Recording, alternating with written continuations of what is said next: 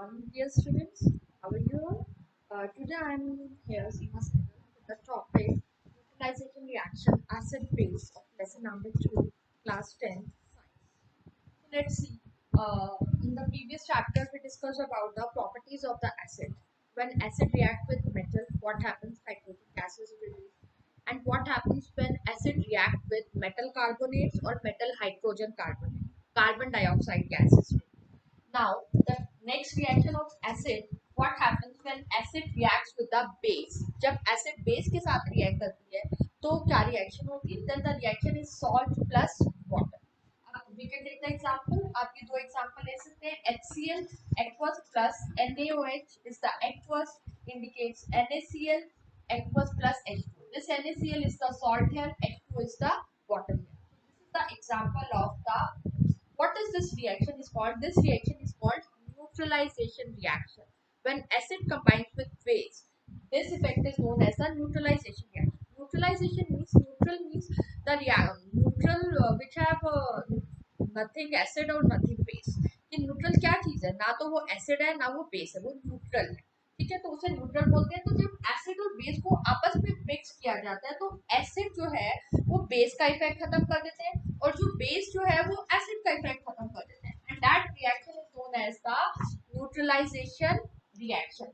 फिर again this is the example. H2SO4 is the hydro sulfuric acid. This is the NaOH is the sodium hydroxide. Na2SO4 is the sodium sulfate, and this is the liquid. This is again the salt.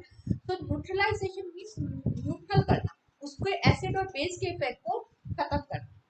उसके बाद second हमारा आता है, ये आपका exercise का भी question है कि what do you mean by neutralization reaction and write the two examples. तो न्यूट्रलाइजेशन रिएक्शन की आप डेफिनेशन क्या लिखोगे?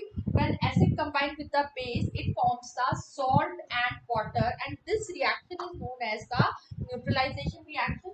You can take any example. आप कोई भी KOH you can take here, यहाँ पे आप HNO3, you can take any acid any base and the reaction will remain the same. The salt will be different and water will always be formed. Right?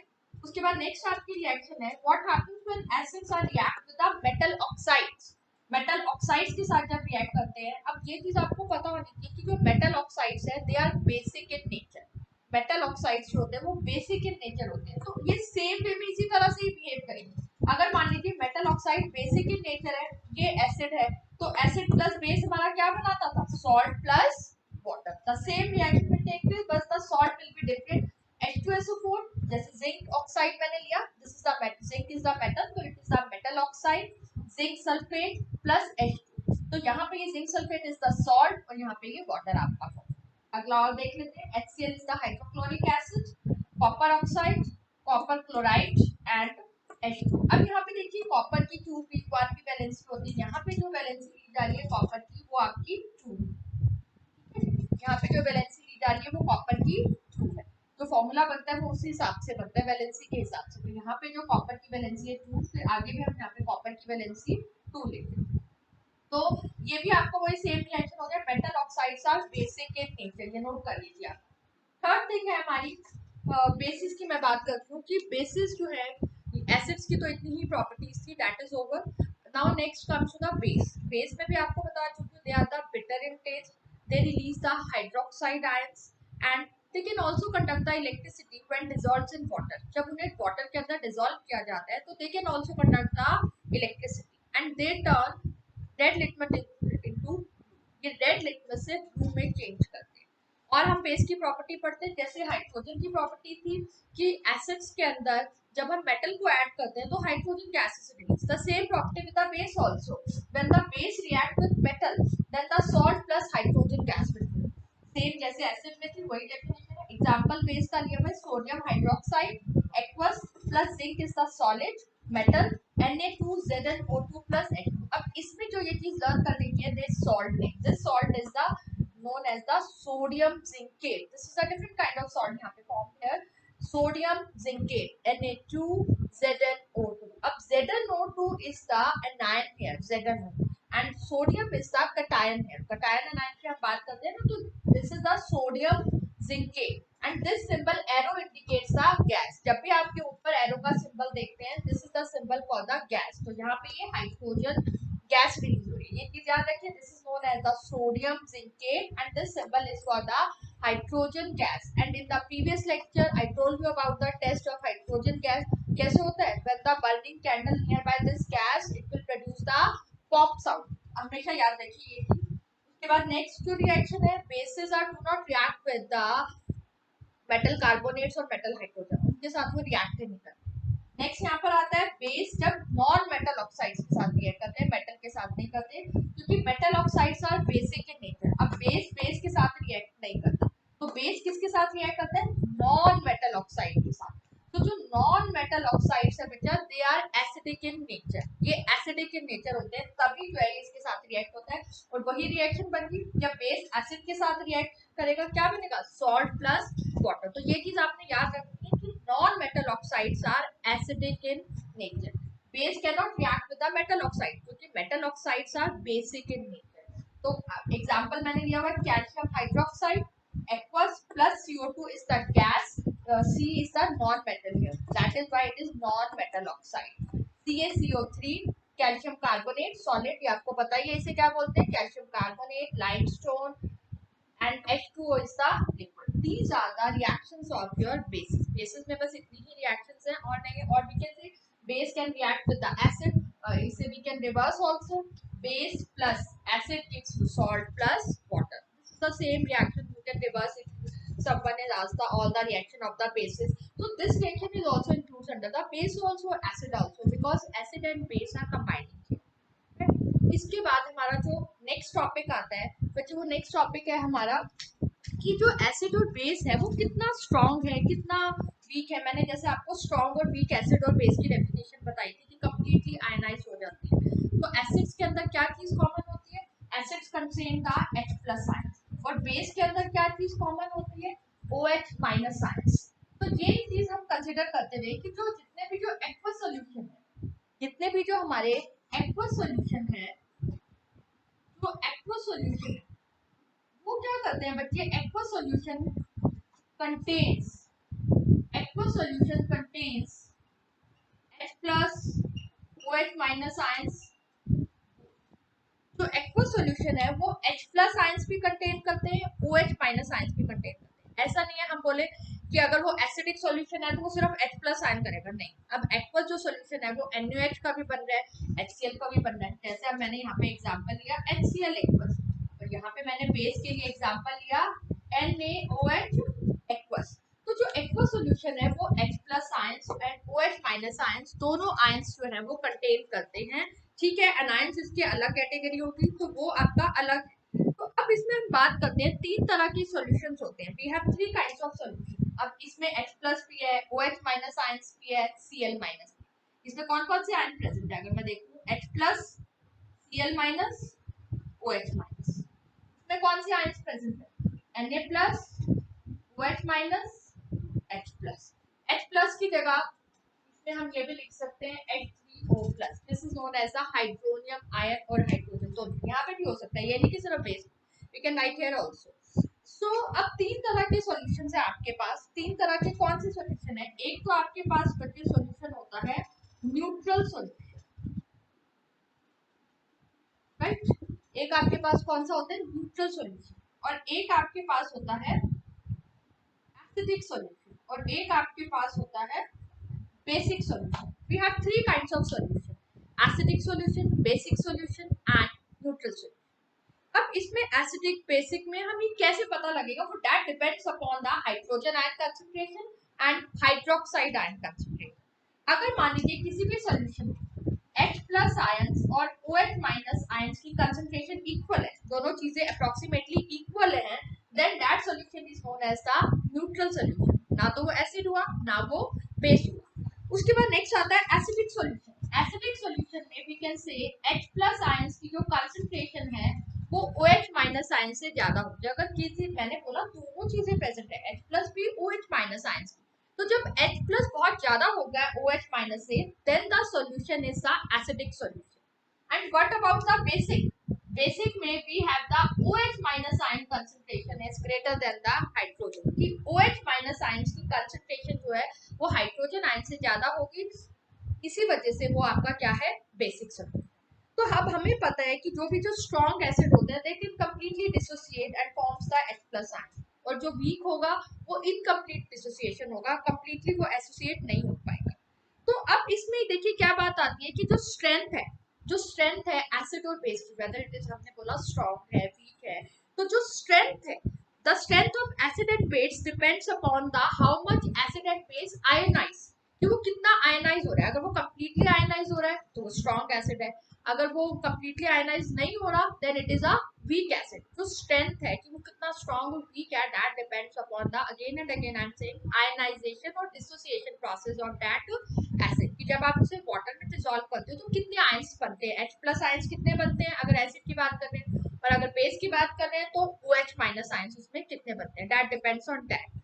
सो यहाँ पे एक नया भी concept आपका आया कि स्ट्रेंथ और सोरेनसन एक साइंटिस्ट था जिसने पीएच वर्ड इंट्रोड्यूस करा। उसने क्या वर्ड यूज किया था, P is the small and this H, pH word Sorensen ने पीएच वर्ड इंट्रोड्यूस करा था to measure the strength of acid and base. Sorensen, ठीक है, जिसने क्या डिस्कवर करा था, पीएच। पीएच क्या है, it tells about the strength of the acid and base, acid और बेस की स्ट्रेंथ को बताता है। देखिए अब इसमें यहाँ पे ये जो पीएच यहाँ पे वर्ड है ये एक जर्मन वर्ड से उठाया गया, potence.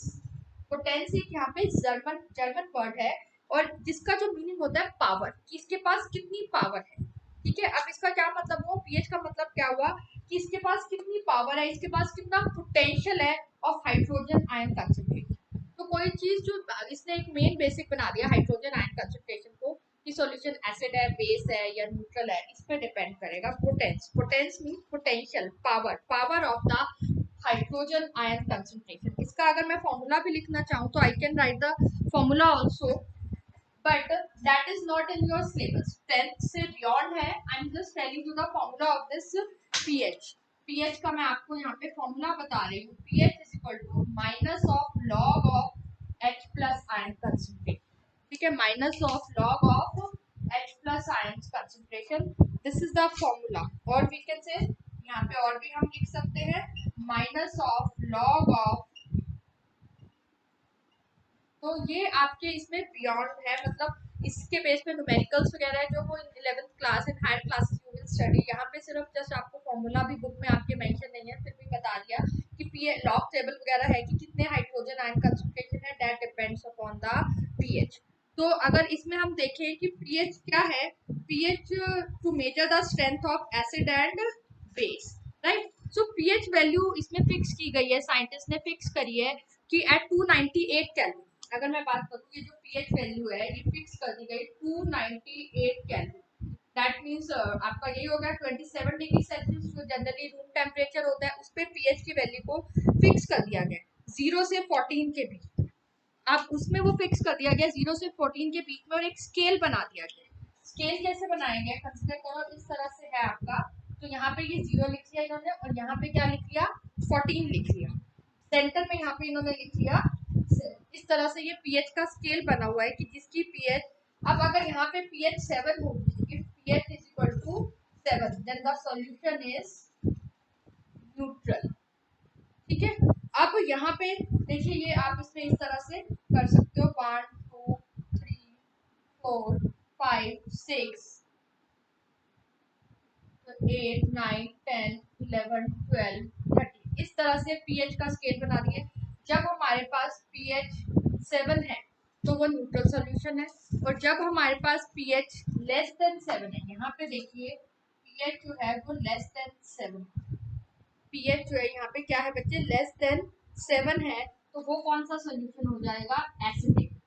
When the pH is less than 7 then the solution is known as the acidic, और यहाँ पे जब आपकी pH greater than 7 है then the solution is basic, then the solution is basic। This is the important chart for the pH value। pH value के लिए important chart है 0 से 14। अगर किसी आपको सॉल्यूशंस की pH दी हो और आपसे पूछा जाएगा कि एसिड है या बेस है, तो अगर उसने pH 7 दे रखी है तो आप simply you can say it is a neutral solution. अगर मान लीजिए लेस देन 7 दे रखी है 6.2 6.5 या 2, 3 तो एसिडिक होगा। अगर मोर देन 7 दे रखी है then the solution is basic. तो ये चीज आपको है। अब इसमें अगर मैं आपसे पूछूं जो लिटमस पेपर हम यूज करते हैं जो इंडिकेट करता है एसिड और बेस, वो पीएच नहीं बता सकता। That litmus paper can not tell you about the pH of the solution. Litmus paper सिर्फ आपको बता सकता है whether it is a acid और a base. It can not tells about the, क्योंकि पीएच तो आपको क्या बता रही है, पीएच बता रही है strength of acid and base. कि अगर यहाँ पे देखिए जितना कम होता चला जाएगा, 7 से जितना कम यहाँ पे होता चला जाएगा, एसिडिक स्ट्रेंथ इंक्रीज होती चली जाएगी। यानी कि मैं आपसे पूछूं कि जिसकी पीएच 1 है और एक की पीएच 6 है, इन दोनों में से कौन सा स्ट्रॉन्ग एसिड है, 1 वाला या 6 वाला? तो 1 वाला इज द स्ट्रॉन्ग एसिड। जिसकी पीएच 1 है वो स्ट्रॉन्ग एसिड है। तो इस केस में जब हम जा रहे हैं फ्रॉम 7 से 0 पे जा रहे हैं तो एसिडिक स्ट्रेंथ इज इंक्रीजेस। और यहाँ पे अगर हम इधर से जा रहे हैं तो यहाँ पे बेसिक जो इसकी स्ट्रेंथ है वो इंक्रीज है। कि अगर मैं आपसे पूछूं कि 9 पीएच वाला का स्ट्रॉन्ग बेस होगा या 14 वाला, तो 14 वाला स्ट्रॉन्ग बेस होगा। और एसिड में अगर मैं पूछूं 2 वाला स्ट्रॉन्ग होगा या 4 वाला, तो 2 वाला स्ट्रॉन्ग होगा। इस तरफ से एसिडिक स्ट्रेंथ इंक्रीज हो रही है, उस तरफ से हमारी बेसिक स्ट्रेंथ इंक्रीज हो रही है। तो ये पीएच का कंपैरिजन भी कर सकते हैं, सब चीज कर सकते हैं।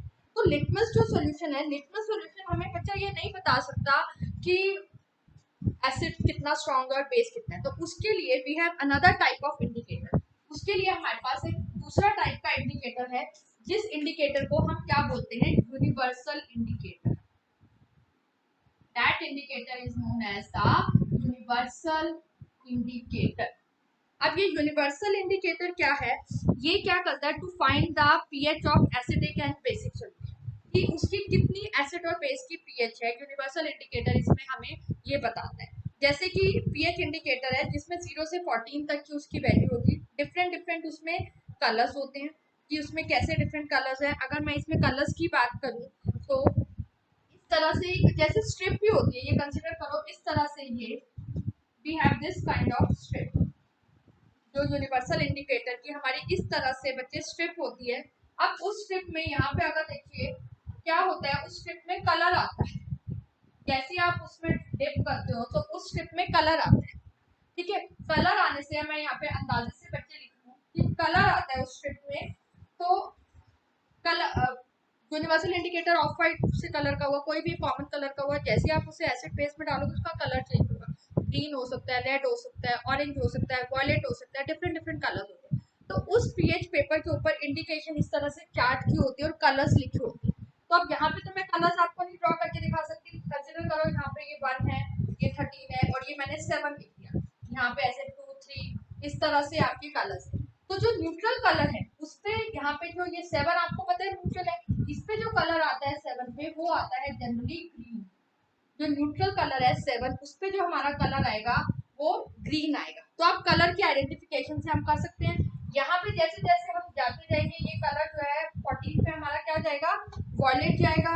और यहाँ पे ये थोड़ा सा रेड, ऑरेंज इस तरह से इस पे कलर चलते जाएंगे। यहाँ पे थोड़ा सा ये ब्लू, पर्पल, ये इस तरह से हमारे डार्क होते चले जाएंगे। ग्रीन से यहाँ पे आपका पहले ग्रीन से यहाँ पे येलो भी आएगा। यहाँ पे कि आपको देखिए कि अलग अलग इंडिकेशन है, 4 पे अलग कलर है, 5 पे अलग कलर है। तो वो पीएच पेपर आप जब लैब में देखेंगे, जब टेस्ट करेंगे तो उसमें आपको ये कलर दिखेगा। मैं आपको यहाँ पे थोड़ा सा अगर आपको दिख रहा है तो ये कलर देखिए, मैं ये शो करना चाहती हूँ, ध्यान से देखिए 1, 2, 3 ये डिफरेंट डिफरेंट कलर्स है। जैसे आप पीएच पेपर को बच्चे आप डिप करेंगे एसिडिक सॉल्यूशन में, बेसिक में जो कलर आएगा उस हिसाब से आप ये 1, 2, 3, 4 उसमें पीएच जो है डिसाइड कर सकते हैं। एंड यू कैन टेल कि हाउ स्ट्रॉन्ग एसिड और how strong base is the. ठीक है, आप उसमें बता सकते हैं कि कितना स्ट्रॉन्ग है एसिड, कितना। तो पीएच जो है, pH nothing but tales about the strength of the acid and base and it's range is between 0 to 14। और ये कलर अगर ये जितनी कम होगी उतना स्ट्रॉन्ग एसिड होगा। 1 और 5 में कंपैरिजन में 1 इज द स्ट्रॉन्ग, और अगर 8 और 14 में बेस में कंपैरिजन करें तो 14 is the strong. And aqueous solution contain both hydrogen ions as well as the hydroxide ion. So thank you dear students.